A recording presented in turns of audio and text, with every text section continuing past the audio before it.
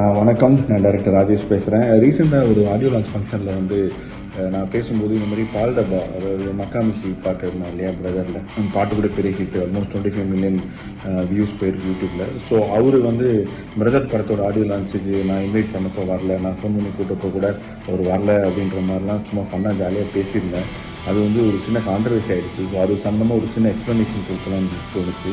So அன்னைக்கு அந்த function அன்னைக்கு அவரை எப்படியாவது கூப்பிட்டு ஸ்டேஜில் ஏற்றி அவருக்கு உண்டான ஒரு மரியாதை கொடுக்கணும், அவருக்கு உண்டான ஒரு ரெகக்னேஷன் கொடுக்கணும் அப்படிங்கிறது தான் என்னோட ஆசையாக இருந்துச்சு. ஏன்னா ஒரு யங்ஸ்டரு, இன்னைக்கு அவர் பாட்டு பெரிய ஹிட் ஆகிருக்கு.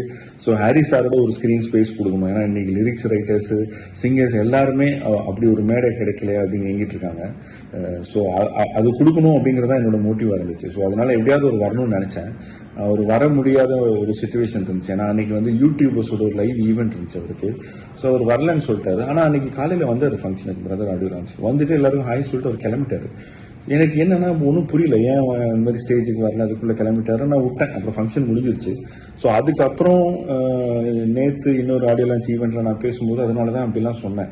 ஆடியோ லான்ச் ஃபங்க்ஷனுக்கு லிரிக் ரைட்டர்ஸ்லாம் வரணும், சிங்கர்ஸ்லாம் வரணும்னு சொன்னேன். பட் லேட்டராக தான் எனக்கு தெரிஞ்சது என்னன்னா, அன்னைக்கு வந்துட்டு எல்லாருக்கும் ஹாய் சொல்லிட்டு அங்கே போயிட்டு யூடியூபர்ஸ் ஈவெண்ட்டை அவர் அட்டன் பண்ணிட்டாரு, அதுக்கு தான் போயிருக்காரு அப்படிங்கிற விஷயம் எனக்கு லேட்டராக தான் தெரிஞ்சுது.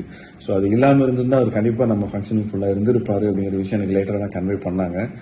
ஸோ ஒரு சின்ன மிஸ்கம்யூனிகேஷன் தான் இது. மற்றபடி அனீஷ்கிட்டையும் நான் பேசினேன், பால்டபாக்கிட்டையும். உண்மையிலே நம்ம ஃபங்க்ஷனுக்கு வரணும் ரொம்ப எக்ஸைட்டடாக இருந்தார். அவரோட ஃபர்ஸ்ட் ஆடியோ லான்ச் ஃபங்க்ஷன்லாம் சொல்லிட்டு இருந்தார்.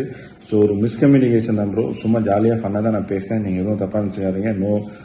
என்ன சொல்கிறது, உங்களை டிகிரேட் பண்ணும் அப்படின்னு எனக்கு எந்த இன்டென்ஷனும் கிடையாது. So take it easy bro, chill. நம்ம மீட் பண்ணலாம் ஃபர்தர் ப்ரொமோஷன்ஸில். Okay bro, thank you bro.